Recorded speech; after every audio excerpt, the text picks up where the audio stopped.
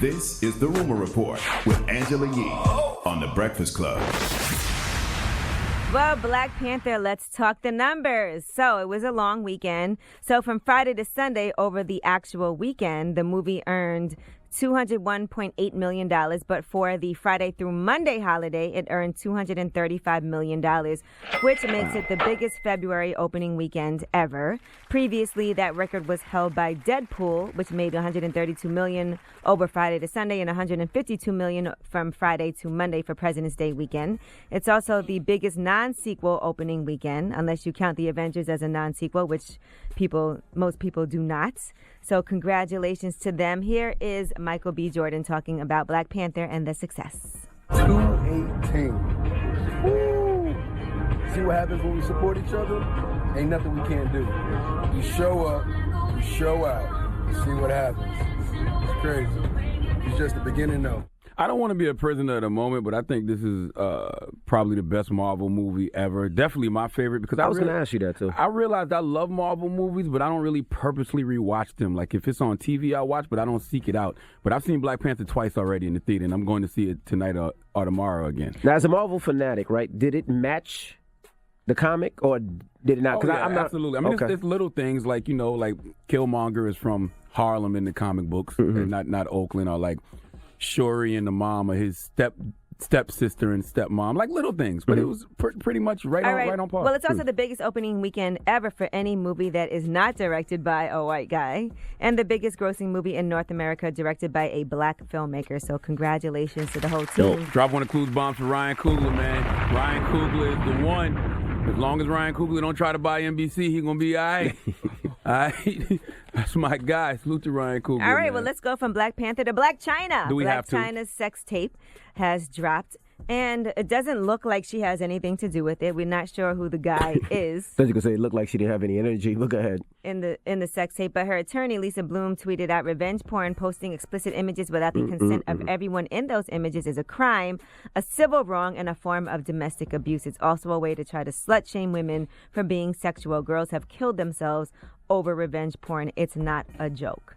So in the video, there's one where she's performing oral sex, and then there's another video where it appears to be Blac Chyna having sex with someone. I haven't seen a sex tape. You know why? Because I don't want to. That's not a draw for me, a Blac Chyna sex tape. Like, why would I run to my phone to watch that? Especially during Black History Month, the weekend of Black Panther. COINTELPRO and the CIA are trying to use Blac Chyna to distract us from Black Panther. Stay woke. Well, we'll see what happens, because you cannot release a sex tape without both persons' consent. So, did they release a tape, or is it just online, or is it just on your Instagram and Twitter? Well, you can't put that out. Period. You can't put out those. I mean, not explicit supposed images. to, but if it's on a you can porn get sued, site, and people who you need post clearance, it, right?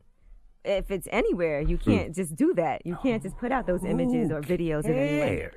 Blac Chyna. Jesus Christ. Well, you mean who cares about somebody putting out a sex tape of you? No, who cares about a Blac Chyna sex tape? Like, y'all just as weird as the guy who put it out for running to watch it. All the millions of people who are tweeting about they're it all weekend. idiots, all crazy.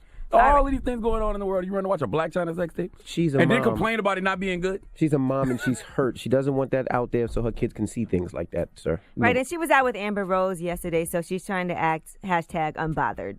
All right, Jemele Hill had to defend her good friend and co-host Michael Smith, now a former co-host.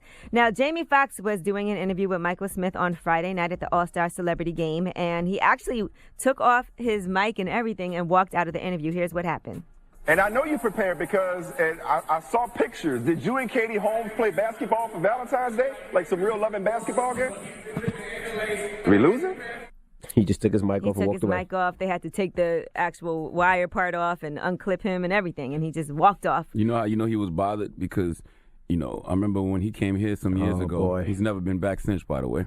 And Envy said to him, yo, is it true that you play butt-naked basketball with other men? He didn't walk out then, but he just started shaking his leg. He's like, ain't no punchline. You just gonna give me that? I feel like you guys said something about Katie Holmes, too. Oh, he didn't say nothing about Katie Holmes. All right. I said something about him having a bunch of hairlines like snapbacks. If you walk in his house, he probably got a bunch of hairlines on his wall that lined The up like man never snapbacks. came back. Leave him alone, man. He ain't coming back. He ain't coming back. Definitely not. All right, well, here's what Jemele Hill had to say about Jamie Foxx walking out. I thought he unnecessarily made Mike look bad. I thought it was kind of bizarre why he acted that way. Like, I thought it was pretty public. Yeah. And that everybody knew it. Exactly. Everybody doesn't know. Would you have asked the same question? Yeah, I would have never known not to. It was just a joke. It wasn't actually about Katie Holmes. Yeah. Well, I wonder if the publicist told Michael Smith not to ask those kind of questions.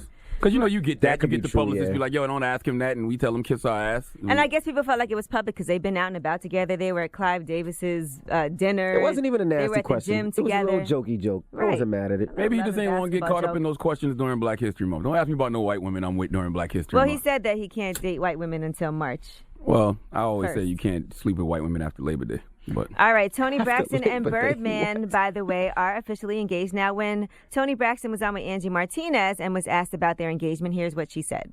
You're claiming each other, right? Because you're on carpets together. Well, you're we in a are not- relationship. Tamar just told the world that we're married and we elope. Boo. She calls him your brother-in-law. Boo. She does. She calls him Bill. Is it because you're married and he's her brother-in-law? We are not married. I Okay. promise you. If I was married, I would. Well, maybe I wouldn't be so explosive about it, but I wouldn't deny it. But we would know. I wouldn't say I'm not married if someone asked me. Right. I'm not married. All right, well, guess they are engaged now. Here is the trailer for the new season of Braxton Family Values. I have an announcement to make. I'm engaged! But as one marriage is about to begin, another continues to fall apart. Did you see TMZ? Mommy done told everything. I said what I needed to say. This kind of just pissed me off all the way. And is this family truly ready for what's coming their way? This lawsuit can tear the family apart forever. That sounds like a Marvel movie right there. yeah, how much does the concerned colonizer make when he does those voiceovers? I don't know. When one marriage is over, one marriage is coming together. Oh, my goodness. Concerned colonizer voice. My goodness. All right, well, I'm Angela Yee, and that is your Rumor Report. The Breakfast Club. Every weekday morning. Tune in.